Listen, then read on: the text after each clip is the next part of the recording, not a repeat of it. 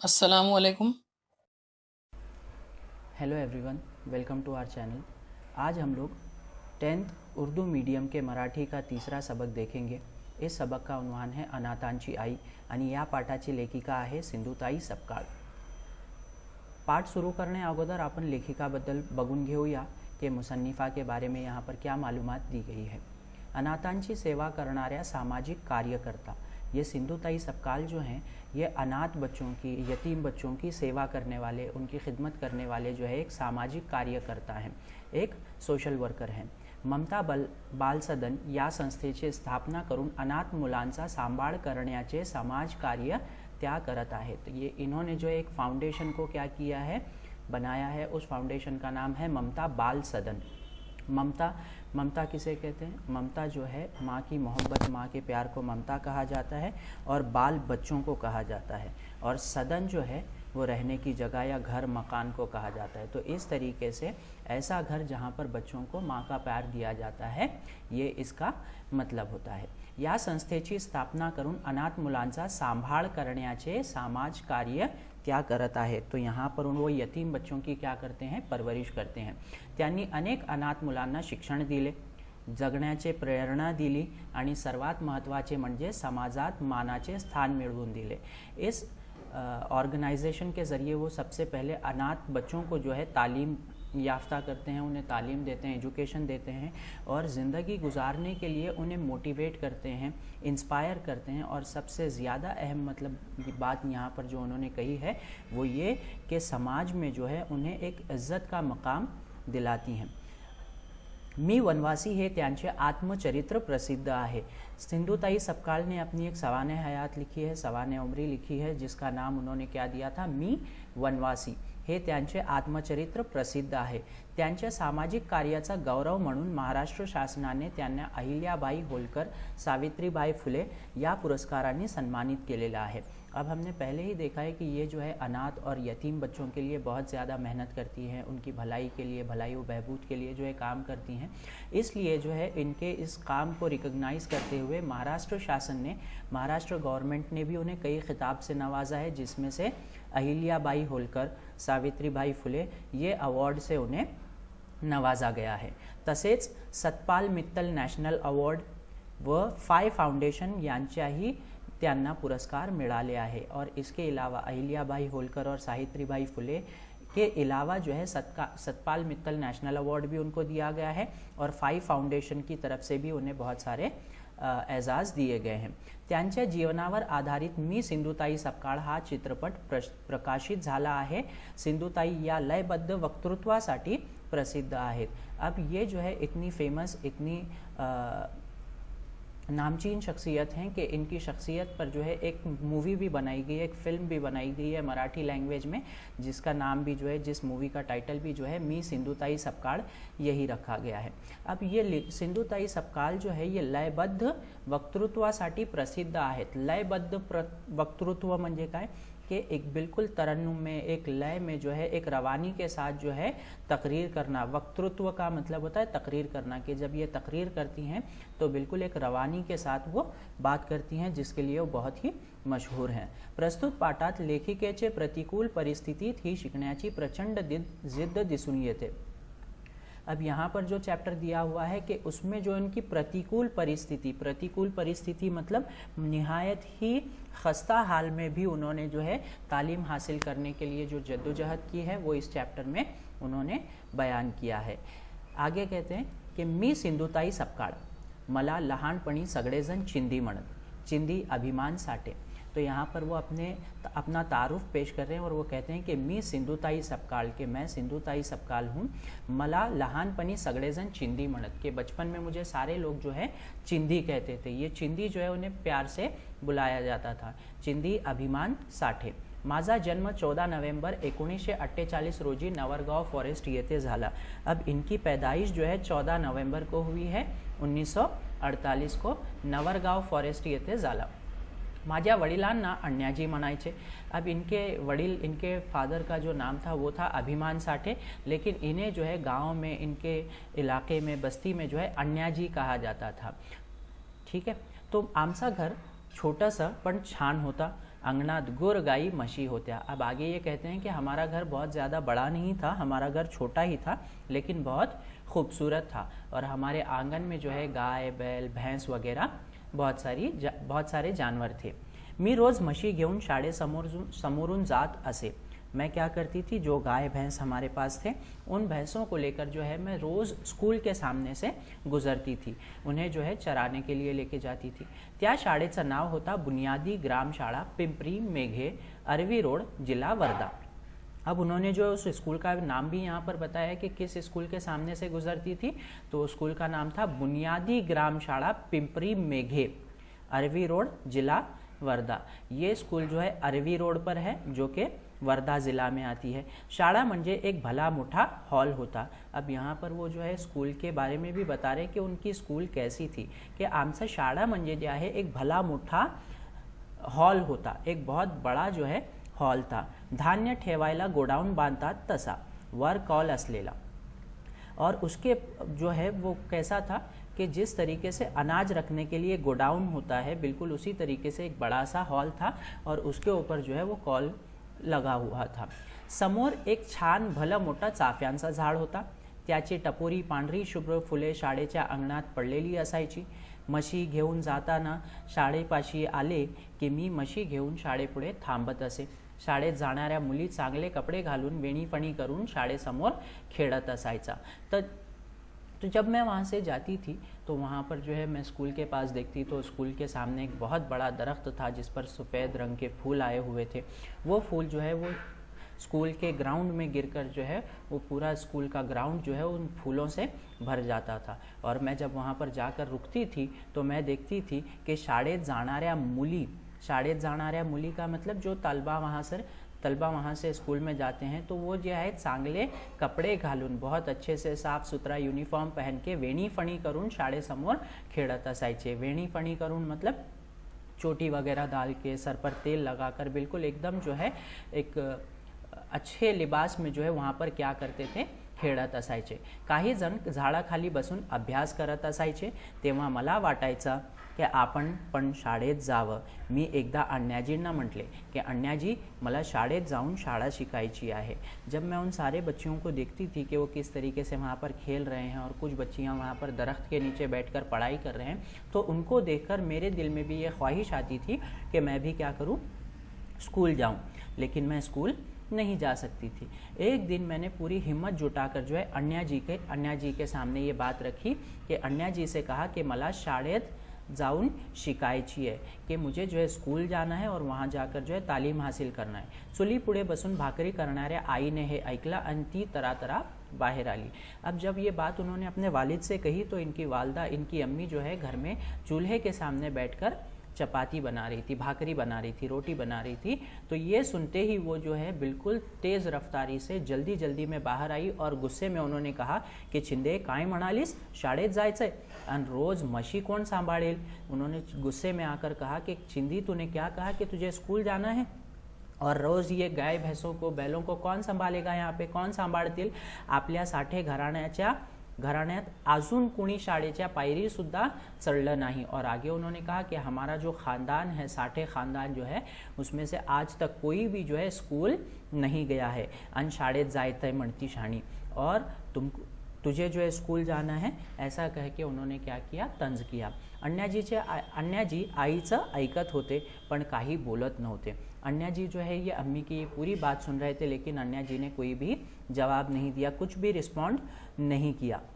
मी रडायला लागले पण माझा कोणी ऐकत नव्हता। अब मुझे क्या हो गया, मुझे रोना आ गया। ये कौन कह रही हैं, सिंधु ताई सबकाल कह रही हैं कि अम्मी ने जब मना किया कि स्कूल नहीं जाना तो ये सुनकर मुझे रोना आया और मैं रोने लगी। पण माझे कोणी ऐकत नव्हते कि और मेरी बात कोई सुन नहीं रहा था। माझे वडील म्हणाले गप्प बस, त्यांना कोणी रडलेला आवडत नसे। अब जब मैं रो रही थी तो मेरे अब्बू ने एक ही आवाज़ में कहा कि खामोश रहो, और क्योंकि उन्हें कोई रोता हुआ पसंद नहीं आता था। माझे वडील अभिमान साठे नावाप्रमाणेच अभिमान वाटावा असे होते। अब वो आगे क्या कह रहे हैं कि माझे वडील अभिमान साठे, नावाप्रमाणे अभिमान वाटावा असे होते। अब अभिमान का मतलब होता है फ़ख्र महसूस होना। तो वो कह रहे हैं की मेरे अब्बा थे भी ऐसे की उन पर फ़ख्र किया जाए। पुढं त्यांनी काय केलं की दुसरे दिवशी ते मला शाळेत घेऊन गेले, त्यांनी माझं नाव शाळेत घातला और दूसरे ही दिन उन्होंने क्या किया, अम्मी की फ़िक्र करते हुए, अम्मी के एतराज़ को नज़रअंदाज करते हुए जो है मुझे वो स्कूल ले गए और स्कूल में मेरा दाखला करवाया। वयाच्या 9व्या वर्षी मी या शाळेत गेले। जब मैं 9 साल की थी तो मेरी स्कूल शुरू हो गई। गावातलेच वांदिले गुरुजी मुख्याध्यापक होते और गांव के ही जो है एक रहीवासी जो है जिनका नाम था वांदिले गुरुजी, वो जो है इस स्कूल के मुख्याध्यापक थे। मुख्याध्यापक का मतलब हेडमास्टर थे। उनकी पोशाक के बारे में भी यहाँ पर बताया हुआ है कि वांदिले गुरुजी के कैसे कपडे पहनते थे। पांढरे शुभ्र धोतर, त्यावर नेहरू शर्ट व डोक्यावर पांढरी टोपी असा त्यांचा पोशाक होता। वो बिल्कुल पांढरे शुभ्र का मतलब होता है बिल्कुल सफ़ेद।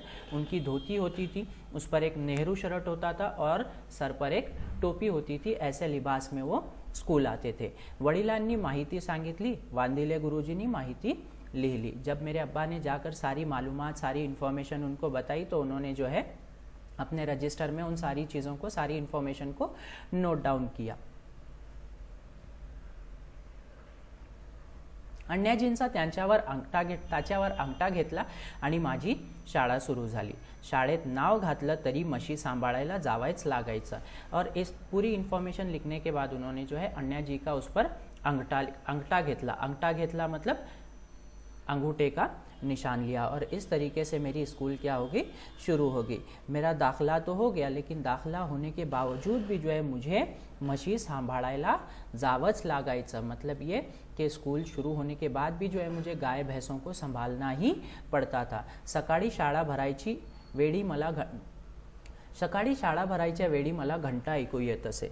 मला शाळेत जावायचं वाटायचं पण जाता येत नसे। जब मैं सुबह सुबह काम करती थी या भैंसों को चराती थी, उनकी सफाई करती थी, तब मुझे जो है स्कूल की बेल सुनाई देती थी। घंटा का मतलब क्या होता है, बेल के। स्कूल की बेल जो है मुझे सुनाई देती थी।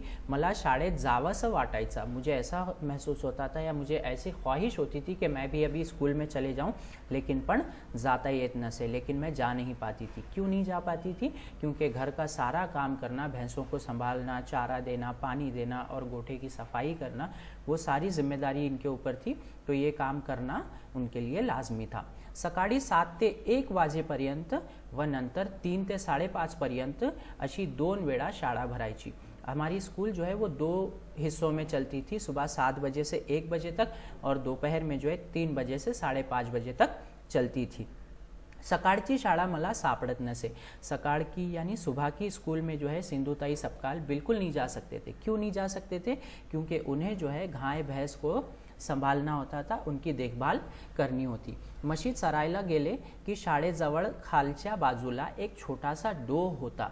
जब ये क्या करते थे कि भैंसों को जब चराने के लिए लेके जाते थे तो वहाँ पर जो है स्कूल के करीब ही एक छोटा सा तालाब था। त्यात म्हशी डुंबत बसत। तो उस तालाब में जो है भैंस जो थी, म्हशी का मतलब होता है भैंस, वहाँ पर भैंस जो है उस पानी में जाकर क्या करती थी, बैठ जाती थी। मग मी 2 तास निवांत होत असे। जब वो भैंस पानी में बैठती थी तो मुझे ये अंदाज़ा था कि अब वह तकरीबन 2 या 3 घंटे तक पानी से बाहर नहीं आएगी। तब मुझे थोड़ा सा इत्मीनान होता था, सुकून मिलता था। तेव्हा शाळेचा राहिलेला अर्धा वेळ मी पाटीचा फाटका टुकड़ा आणि फाटका पुस्तक घेऊन शाळेत जात असे। तो मैं उस वक्त जो है जिस वक्त भैंस पानी में बैठी हुई थी तो उस वक्त जो है मैं स्कूल चली जाती थी। लेकिन स्कूल जब जाती तो क्या लेके जाती? पाटीचा फाटका टुकड़ा। मेरे पास स्लेट थी। स्लेट कौन सी? पाटी पेंसिल वाली स्लेट थी, लेकिन वो भी टूटी हुई थी, फटी हुई थी आणि फाटका पुस्तक होता। और एक किताब थी जो कि वो भी फटी हुई थी, घेऊन मी शाळेत जात असे। शाळा भरलेलीच असे। और जब मैं स्कूल जाती थी तो उस वक्त जो है वो स्कूल भरी हुई होती थी और सर क्लास में होते थे। काही मुलं मोठमोठ्याने 1-2 असे पाड़े सुरात म्हणत असायचे। जब मैं स्कूल जाती थी तो बहुत सारे बच्चे जो है वहाँ पर तरन्नुम यानी एकदम रिदम में जो है क्या करते थे, 1 2 गिनती ऐसे या पहाड़े जो है वो क्या करते थे, पढ़ते थे। तिसरी आणि चौथीला वांदिले गुरुजी शिकवत। तीसरी और चौथी जमात को जो है वांदिले गुरुजी पढ़ाते थे, जो कि स्कूल के हेडमास्टर भी थे। तर पहिली दुसरीला कांबळे गुरुजी शिकवत। 4 कोपऱ्यात 4 वर्ग अशी रचना असे। मी वर्गात गेले की मुलं मुली म्हणत, गुरुजी चिंदी आता शाळेत आली बघा। तो अब वो आगे क्या कह रहे हैं कि जब मैं स्कूल में जाती थी तो स्कूल में जो है बच्चों के तरन्नुम से या बिल्कुल रिदम में जो है पहाड़े या गिनती गाने की, पढ़ने की आवाज़ आती थी। और यहाँ पर उन्होंने आगे ये भी बताया है कि वांदिले गुरुजी जो स्कूल के मुख्य अध्यापक थे, हेडमास्टर थे, वो पहली और तीसरी और चौथी को पढ़ाते थे। और एक और सर थे जिनका नाम था कांबळे गुरुजी, जो कि पहली और दूसरी को पढ़ाते थे। एक बड़ा हॉल था, जो कि पहले ही बताया है कि जिस तरीके से अनाज का गोडाउन होता है, उस अनाज के गोडाउन की तरह इनका एक हॉल था। और 4 कोनों में जो है 4 क्लासेस उन्होंने बैठाई थी। एक कोने में जो है पहली, दूसरे में दूसरी, तीसरे में तीसरी और चौथे में चौथी। इस तरीके से उन्होंने जो है क्लासेस को सेग्रीगेट किया था, अलग अलग करके बिठाया था। जब चिंदी स्कूल जाती तो सारे बच्चे इनकी तरफ देखकर, चिंदी की तरफ देखकर टीचर को बोलने की कोशिश करते, टीचर से शिकायत करते कि चिंदी आता शाळेत आली बघा, कि देखिए स्कूल शुरू होकर तो कितनी देर हो गई, लेकिन चिंदी जो है इतनी लेट स्कूल आई है। वांदिले गुरुजी माझ्याकडे रागाने बघत, पण कांबळे गुरुजींची आश्वासक डोळे मला न बोलता सांगत, ये बस वर्गात। जब ये शिकायत बच्चे करते तो स्कूल के जो हेड मास्टर थे वांदिले गुरुजी, वो मेरी तरफ गुस्से से देखते, लेकिन जो कांबळे गुरुजी थे वो जो है बड़े शफकत से वो मुझे इशारा करते कि क्लास में आओ और बैठ जाओ। माझ्यावर त्यांनी खूप माया केली। कांबळे गुरुजी जे आहे त्यांनी माझ्यावर खूप माया केली, मतलब बड़ी मोहब्बत से, बड़े प्यार से उन्होंने मेरी तरबियत की है। और मुझे जो है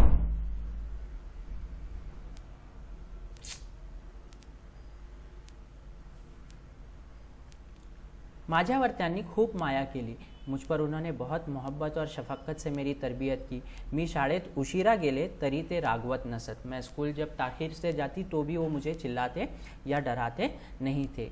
त्यांची उबदार माया नसती तर मी जी थोडीफार शिकले तेवढी ही शाळा शिकू शकले नसते। अब वो आगे क्या कह रहे हैं कि अगर त्यांची उबदार माया नसती, ये घनी जो है ममता या मोहब्बत उनकी अगर मुझ पर नहीं होती, तो मैं जितना भी पढ़ पाई वो भी ना पढ़ पाती। आयुष्याच्या वैराण वाळवंटात जशी सावली असावी तशी मला गुरुजींची माया वाटायची। अब वो आगे कह रहे हैं कि आयुष्याच्या वैराण वाळवंटात, के जिंदगी के वीरान सहरा में, वीरान और वाळवंट ये होता है रेगिस्तान, सहरा, कि जिस तरीके से ज़िंदगी एक वीरान रेगिस्तान है, जिसमें कोई साया नहीं, जिसमें कोई छाँव नहीं, हर तरफ तकलीफ़ें हैं, परेशानी हैं, तो ऐसी सिच्युएशन में, ऐसी परिस्थिती में मला जे आहे कांबळे गुरुजींची जी आहे आश्वासक किंवा त्यांचा जे माया असायची, मला एकदम शीतल सावली वाटायची। गुरुजी पाटीवर ग म असं लिहून देत, परत परत लिहायला सांगत। अब जब मैं स्कूल जाती थी तो गुरुजी जो है मुझे अपने पास बुलाकर जो है वो पाटी पर, पाटी मंजे स्लेट वर क्या करते थे, स्लेट के ऊपर जो है ग म ऐसे लेटर्स लिख के देते थे, अलग अलग लेटर्स। यहाँ पे जस्ट एन एग्जाम्पल उन्होंने कहा है कि ग और म देते थे। इसका मतलब ये नहीं कि सिर्फ रोज़ उनसे ग और म लिखाया जाता था। जैसे मुड़ाक्षर होते हैं ना, क ख ग घ ञ च छ ज झ, इस तरीके से सारे मुड़ाक्षर एक एक करके उन्होंने जो है लिखने के लिए दिए थे। परत परत लिहायला सांगत, परत परत मतलब दोबारा, बार बार उसको लिखने की कोशिश करने के लिए कहते। ते विचारत, तू जेवलीस का, मला काय बोलावं ते कळत नसे। अब जब मैं लिखना शुरू करती तो वो मुझसे पूछते थे कि तू जेवलीस का, कि क्या तूने खाना खाया है? तो उसके बाद मला काय बोलावं ते कळत नसे, उसके बाद मुझे बिल्कुल समझ नहीं आता था कि मैं क्या जवाब दूँ। शाळेची घंटा झाली की सर्व मुली जेवायला बसत, कि जैसे ही रेसेस होती थी या खाने की छुट्टी होती थी तो सारे बच्चे जो है वो किस लिए बैठते थे, अपने टिफ़िन खाने के लिए बैठते थे। मी त्यांच्या तोंडाकडे बघत बसे। अब मैं जो है बगैर टिफ़िन के जाती थी। टिफ़िन तो खैर मुझे नाश्ता भी करने का वक्त नहीं मिलता था, ब्रेकफास्ट भी नहीं हो पाता था, तो मैं क्या करती थी, सिंधुताई सपकाल कह रहे हैं कि मैं उन बच्चों को देखते बैठती थी तो जो अपने टिफ़िन खा रहे होते थे। पोटात भूक लागलेली असे मुले मुली जेवण करून खेळायला गेल्या की मी लाडूचा तुकडा, भुरका, गुळाचा खळा, जिलेबीचा तुकडा मातीतून फुलात उचलून ठेवत असे। जब सारे बच्चे खाना ख़त्म करने के बाद, टिफ़िन ख़त्म करने के बाद जो है खेलने के लिए चले जाते थे, तो मैं क्या करती थी कि फूलों की पत्तियों में जो है उनका जो बचा हुआ खाना है, जैसे लड्डू का टुकड़ा हो गया, रोटी हो गई, जिलेबी हो गई, जो भी खाना बचा हुआ है वो मैं जो है फूलों में उठाकर जो है लेती थी। सर्वांना वाटायचे की मी चाफ्याचं फुलच गोळा करत आहे, और ये देखकर सबको ऐसा लगता था कि मैं फूल जमा कर रही हूँ, लेकिन उन फूलों की आड़ में वहाँ से मैं क्या करती थी, बचा हुआ खाना उठाती थी और वो खाकर जो है उसके ऊपर थोड़ा सा पानी पीकर दोबारा क्लास में बैठती थी। अन्नाचा कण चाफ्याचे सुगंधाने चवदार व गोड लागायचा, त्याच्यावर घोटभर पाणी पिऊन मी वर्गात बसायची। कि वो जो अनाज है जो बचा हुआ ही सही, लेकिन फूलों की खुशबू से और भी मज़ेदार और लजीज लगता था, और जितना भी मिला उस पर थोड़ा सा एक घूंट पानी पीकर मैं दोबारा वर्गात बसायची मतलब दोबारा मैं क्लास में बैठती थी। कधी कधी मशीमुळे दिवस शाळेत जाता येत नसे। कभी कभी ऐसा भी होता था कि भैंसों की वजह से पूरा दिन जो है स्कूल जाने का मौका नहीं मिलता था। आमच्या चिखलदऱ्यात भराडी नावाचा एक वनस्पति येते। अब वो क्या कह रहे हैं कि आमच्या चिखलदऱ्यात वहाँ पर थोड़ी सी दलदली ज़मीन है, वहाँ पर एक भराडी नावाचा एक वनस्पति येते। वनस्पति मतलब पौधा, पत्ता। वो जो है चांगला तळहाता एवढा मोठा पान असायचा, तळहाता एवढा मोठं पान असायचं, त्याखाली एक काटा असतो। त्या भराडीचा काटा हे माझा पेन व भराडीचा पान हा माझा कागद होता। अब वो क्या कह रहे हैं कि जो भराडी का पत्ता था वो काफ़ी जो है वो फैला हुआ होता था, और उसके नीचे जो है काटा आता था, तो उस कांटे और उस पत्ते को जो है वो अपने स्लेट और पेंसिल की तरह इस्तेमाल करती थी, अपने बयाज और अपने कलम की तरह इस्तेमाल करती थी। ठीक है। म्हशी मागे जात आ ई उ अशी अक्षरं लिहिणं मी शिकू लागले। असं निसर्गाच्या सोबतीनं लिहिणं म्हणून शिकलेला कधीच विसरता नहीं आला। अब वो क्या कह रहे हैं कि इस तरीके से जो है मैं क्या करती थी, पत्तों पर लिख कर, जिस तरीके से गाय भैंसों के साथ बिल्कुल एकदम नेचुरल इन्वायरमेंट में जैसे मैंने पढ़ना लिखना सीखा, तो इसलिए उन चीज़ों को मैं कभी ज़िंदगी में भूल नहीं पाई। अशी हाफ टाइम शाळा करीत मी 4वी पर्यंत आले। अब आगे वो क्या कह रहे हैं कि अशी हाफ टाइम शाळा करत, हाफ टाइम शाळा क्यों, क्योंकि सुबह तो जाने का वक्त नहीं मिलता था और कभी चले जाते तो पूरी स्कूल नहीं अटेंड कर पाते थे, तो ये जो है हाफ टाइम ही जाते थे। ऐसा करते करते वो 4वी तक आ गए। गोपोरीला केंद्र शाळा का काय होती। अब उससे आगे जो है गोपोरी में जो है एक स्कूल थी, केंद्र शाळा होती, स्कूल थी, तिथे 4वीची परीक्षा होती, और वहाँ पर जो है उस स्कूल में जो है मेरे 4वी के इम्तिहान होने वाला था, एग्ज़ाम होने वाली थी। मी पास झाले। शाळेचा रिज़ल्ट आणायला गेले तर वांदिले गुरुजी म्हणाले कि चिंदे तू पास झाली। अब जब मैंने एग्ज़ाम दी, एग्ज़ाम के बाद रिज़ल्ट का दिन आया और मैं रिज़ल्ट लेने गई, तो वांदिले गुरुजी कौन है, ये स्कूल के हेडमास्टर हैं, तो उन्होंने कहा कि चिंदे तू पास झालीस, आता चिंदी नावाची चिमणी उड़ून जाणार आहे। कि चिंदी नाम की जो ये चिमनी है, चिमनी का मतलब जो चिड़िया है, प्यारी सी चिड़िया है, ये उड़कर चली जाएगी। मी तो कागद घेऊन बाहेर पडले, पण पुन्हा वळून शाळेकडे पाहत होते। मैंने उस कागद घेऊन, कागद मतलब यहाँ पर क्या है, रिज़ल्ट, कि मैं वो रिज़ल्ट लेकर तो वहाँ से बाहर निकली, लेकिन आगे जाकर दोबारा पलट कर जो है मैं स्कूल की तरफ देखने लगी थी। त्या भिंतीवर चुन्याने लिहिलेली बुनियादी ग्रामशाळा पिंपरी मेघे ही अक्षर पुसट होत होत्या। अब वो जो है जब मैं पलटकर दोबारा स्कूल की तरफ देखी तो स्कूल का नाम लिखा हुआ था, जो कि थोड़े से मिटे हुए थे। त्यावरची शाई आसवांच्या त्या पाण्यात कागदभर पसरत होती, अशी माझी शाळा। और उन्हें देखते हुए, स्कूल को देखते हुए मेरी आंखों में आंसू आ गए, और वो आंसू जो है उस नाम के साथ, उस नाम में वो आंसू ऐसा लग रहा था कि मिल गए हैं। माझं लग्न झाल्यावर सासरीत माझं छळ होण्याची जी कारणं होती, त्यापैकी एक कारण म्हणजे माझी शुद्ध भाषा। अब पहले ज़माने में जो है बच्चों की जल्दी शादी कराई जाती थी, तो बिल्कुल उसी तरीके से सिंधुताई सपकाल की भी शादी जो है कम उम्र में ही की गई थी।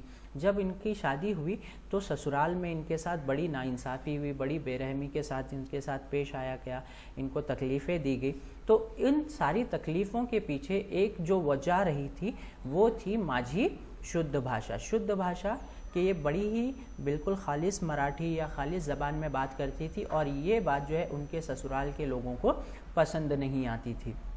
दूसरा कारण माझा वाचन, और दूसरी जो वजह थी जिससे मुझे परेशान किया जाता था वो था मेरा वाचन। वाचन मतलब रीडिंग की हैबिट थी। माझ्या सासरी शिक्षणाचा गंध नव्हता, कि मेरे सासरी मतलब ससुराल में जो है सारे जो है अनपढ़ थे, कोई भी जो है किसी को भी पढ़ने लिखने या तालीम से कोई वास्ता नहीं था। सासरचे लोग अशिक्षित, अक्षर शत्रु, और आगे क्या कह रहे हैं कि सासर के जो लोग थे, मेरे ससुराल के जो लोग थे अशिक्षित, अशिक्षित का मतलब होता है अनपढ़, इलिटरेट थे, यानी अक्षर शत्रु, अक्षर शत्रु मतलब तालीम के दुश्मन, पढ़ने लिखने के दुश्मन थे। त्यांना काहीही वाचता येत नसल्यामुळे त्यांच्यासमोर मी वाचायला कागद हातात घेतला की त्यांच्या कपाळाला आठ्या पढ़ाई। अब जब उन सारे लोगों को कुछ भी पढ़ना लिखना नहीं आता था और उन लोगों के सामने जब मैं पढ़ने लगती तो उन्हें जो है बड़ी तकलीफ होती थी और मुझ पर वो हसद करने लगते थे। पुढे पुढे मी चोरून वाचायला लागले। अब जब ये बात मुझे महसूस हुई कि मेरा पढ़ना इन लोगों को अच्छा नहीं लगता, तो आगे जाके मैं चोरून वाचायला लागले। चोरून वाचायला लागले मतलब क्या, छुप छुप कर पढ़ने लगी। वण सामानाचे कागद चोळामोळा करून उंदीर घुशीच्या बिळात ठेवायला लागले, कि जो भी बाज़ार से हम लोग सामान लाते थे वो सामान जो है कागज़ में दिया जाता था, उस कागज़ को जो है मैं क्या करती थी, चोड़ा मोड़ा करूँ मतलब क्या, उसको बंडल बना के एक दबा कर जो है उंदीर व घुशीच्या बिळात ठेवायला लागले, कि चूहे और घूस जो होती है उनके बिल में मैं उसको छुपा कर रखने लगी। एकदा गदिमांची एक कविता छापलेला एक कागज़ सापड़ला। एक मर्तबा जो है गदिमा नाम की एक कवियत्री हैं, उनकी लिखी हुई जो है एक कविता का कागज़ इनको मिला, और वो कविता ऐसी थी कि माऊलीच्या दुधापरी आले मृगाचे तुषार, भुकेजल्या तानासम तोंड पसरी शिवार, मी वाचनाची भुकेली होतेच। अब जब ये उन्होंने पढ़ा तो वो आगे कह रहे हैं कि मी वाचनाची भुकेली होतेच, कि मुझे पढ़ने का लिखने का शौक तो था ही। गदिमांच्या या ओळी मला भुरड़ घालत होत्या, और गदिमा की ये लाइन पढ़ने के बाद, ये पोएम पढ़ने के बाद जो है मैं और भी ज़्यादा उसमें क्या हो गई थी, मोटिवेटेड हो गई थी, इंस्पायर्ड थी। त्या दिवशी घरात बरीच गर्दी होती, और जिस दिन ये कागज़ मेरे पास आया था और मैंने ये कविता पढ़ी थी तो उस दिन जो है घर में बहुत ज़्यादा गर्दी थी, बहुत ज़्यादा मेहमान आए हुए थे। त्यामुळे घरापासून दूर जाऊन एक मोठ्या दऱ्यात बिळात तो कागद ठेवला। अब इसलिए मैंने क्या किया कि घर से बाहर जो है थोड़ा दूर जाकर एक बिल में वो कागज़ रखने की कोशिश की। मात्र हाताला मुंगूस चावला, लेकिन जब मैं वो रखने लगी तो उस बिल में जैसे ही मैंने हाथ डाला तो उसके अंदर एक मुंगूस था जिसने मुझे काट लिया। कवितेतील मृगाच्या तुषारावर माझा रक्ताची धार सुरू झाली, और वो क्या कह रहे हैं कि जैसे ही उस मुंगूस ने मुझे काटा तो मेरे हाथों से जो है, मेरी उंगली से जो है वो खून निकलने लगा। रक्ताची धार का मतलब खून की रौ जारी हो गई। जणू माझ्या अडचणीवर माझ्या ज्ञानतृषाचे अभिषेक झाला। अब ऐसे लग रहा था जैसे मेरी तकलीफ पर, अड़चणीवर ज्ञानतृषाचे, कि इल्म का जो है अभिषेक हो गया है। अभिषेक का मतलब ये होता है कि मुझे जो है वो क्या मिला है, एक तिलक लगाया गया है, कि इल्म ने मुझे क्या किया है, तिलक लगाया है। मला वाचनाची इतकी आतून ओढ का असावी, मी प्रवाहाच्या उलट वाहत असल्यामुळे मला हा त्रास होत होता। अब मुझे जो है पढ़ने लिखने का जो इतना शौक़ था और मैं जो है समंदर की या नदी के मुखालिफ सिमत में बह रही थी, इसके लिए मुझे बहुत ज़्यादा तकलीफ़ हो रही थी। यहाँ पे मुखालिफ सिमत में बहने का मतलब होता है कि घर के सारे लोग जो है पढ़ने लिखने के ख़िलाफ़ थे और ये जो है पढ़ने लिखने की कोशिश करती थी। इसको उन्होंने जो है दूसरी सिमत में या मुखालिफ सिमत में बहने से कंपेयर किया है। मी प्रवाहाच्या उलट वाहत असल्यामुळे मला हा त्रास होत होता। त्रास का मतलब होता है मुझे ये तकलीफ़ हो रही थी, परेशानी हो रही थी।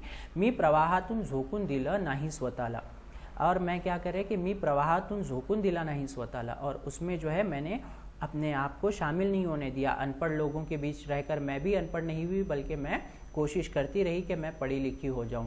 मला सापडलेली शिक्षणाची अनोखी पाऊलवाट ठेचकाळत रक्तबंबाळ होत मी चालत राहिले. कि जिस तरीके से मुझे इल्म का एक रास्ता मिला था,